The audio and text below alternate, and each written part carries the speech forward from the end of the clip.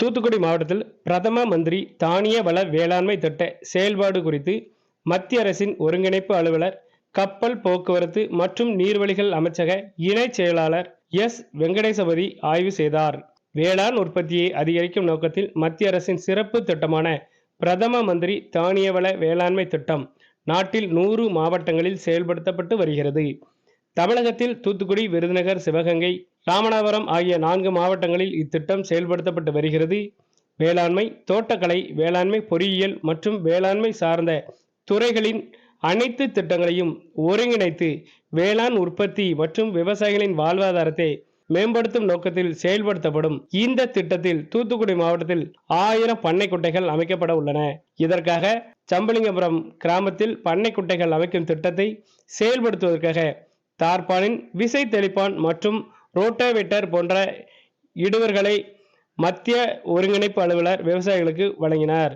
நவீன கட்டமைப்போடு வடிவமைக்கப்பட்டுள்ள விக்சித் பாரத் ஜி ராம்ஜி திட்டத்தின் மூலமாக கிராமப்புற மக்களின் வேலைவாய்ப்பு உறுதிப்படுத்தப்பட்டுள்ளது. அவர்களுடைய வாழ்வாதாரத்தை பாதுகாக்கும் வகையில் ஊரக பகுதிகளில் 100 நாட்கள் வழங்கப்பட்ட வேலை ஆண்டிற்கு 125 நாட்களாக அதிகரிக்கப்பட்டுள்ளது.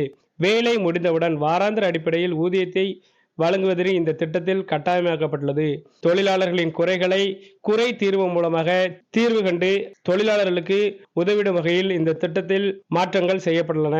பல நேரடி நன்மை அளிக்கும் இந்த திட்டத்தை தூத்துக்குடி மாவட்டத்தை சேர்ந்த தொழிலாளர்கள் வரவேற்றுள்ளனர். தூத்துக்குடி மாவட்டத்தில் சமூக நலத்துறை சார்பில் ஆதரவற்ற பெண்கள், விதவை தாயின் மகள், கலப்பு திருமணம் செய்தவர்களுக்கு தாலிக்கு 8 கிராம் தங்கத்துடன் திருமண உதவித்தொகை வழங்கப்பட்டது. இதனை தமிழக சமூக நலன் மற்றும் மகளிர் உரிமைத்துறை அமைச்சர் பி. கீதாஜீவன் வழங்கினார். தொடர்ந்து 195 பயனாளிகளுக்கு அவர் இந்த உதவித்தொகையை வழங்கினார். அப்போது பேசியவர், தமிழக முதல்வர் பெண்களுக்காக பல்வேறு திட்டங்களை செயல்படுத்தி வருகிறார். அந்த வகையில் மகளிர் உரிமைத்தொகை வழங்கப்பட்டு வருகிறது. அதில் விடுபட்டவர்களுக்கும் தற்போது இந்த உரிமைத்தொகை வழங்கப்பட்டு வருகிறது. பெண்களுக்காக பல்வேறு திட்டங்களை சிறப்பாக செயல்படுத்தப்பட்டு வருகின்றன. கல்லூரியில் படிக்கும் மாணவிகளுக்கு புதுமை பெண் மூலம் 1000 ரூபாய் வழங்கப்பட்டு வருகிறது என்று கூறினார். மத்திய அரசின் கடல்சார் வணிக மேம்பாட்டில் தூத்துக்குடி துறைமுகத்தின் இயக்க செயல்பாடுகளை மேம்படுத்துவது, எளிதாக துறைமுகத்துடன் வர்த்தகம் செய்வது குறித்து பயிற்சி பட்டறை நடைபெற்றது. துறைமுக உபயோகிப்பாளர்கள் பலர் இந்த பயிற்சி பட்டறையில் கலந்து கொண்டனர். தூத்துக்குடி துறைமுக ஆணைய தலைவர் சுசாந்த குமார் புரோஹித், துறைமுக ஆணைய துணைத் தலைவர் ராஜேஷ் சவுந்தரராஜன் ஆகியோர் கூட்டாக செய்தியாளர்களுக்கு பேட்டி அளித்தனர். கடல்சார் வணிக மேம்பாட்டு திட்டத்தில் தூத்துக்குடி துறைமுகத்தில் பல்வேறு வளர்ச்சிப் பணிகள் மேற்கொள்ளப்பட்டு வருகின்றன. கடந்த ஆண்டில் 3 கப்பல் தளங்கள் புதிதாக கட்டப்பட்டு தொடங்கப்பட்டுள்ளன. துறைமுகத்தில் இந்த ஆண்டு 41.72 மில்லியன் டன் சரக்குகள் கையாளப்பட்டுள்ளன. இது கடந்த ஆண்டை விட 4.4% கூடுதலாகும். தொடர்ந்து துறைமுகத்தில் இந்த ஆண்டு 10வது சரக்கு தளம் 87 கோடி ரூபாய் செலவில் அமைக்கப்பட்டு வருகிறது.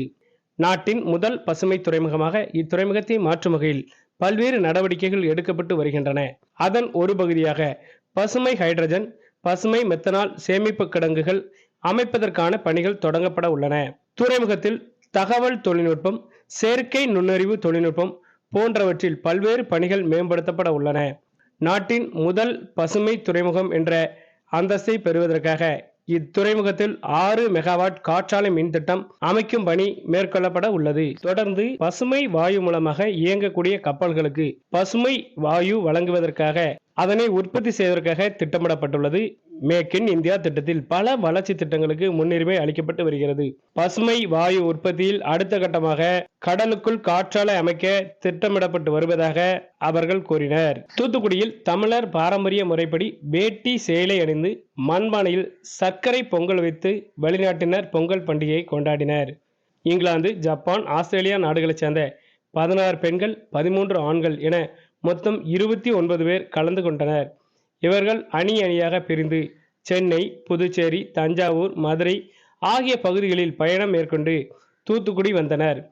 தூத்துக்குடி மாவட்டத்தில் உள்ள உப்பளங்கள், முத்துநகர் கடற்கரை ஆகியவற்றை பார்வையிட்டனர். தொடர்ந்து சாயர்புரத்தில் உள்ள பிரம்மஜோதி பண்ணை தோட்டத்தில் பொங்கல் கொண்டாடினர்.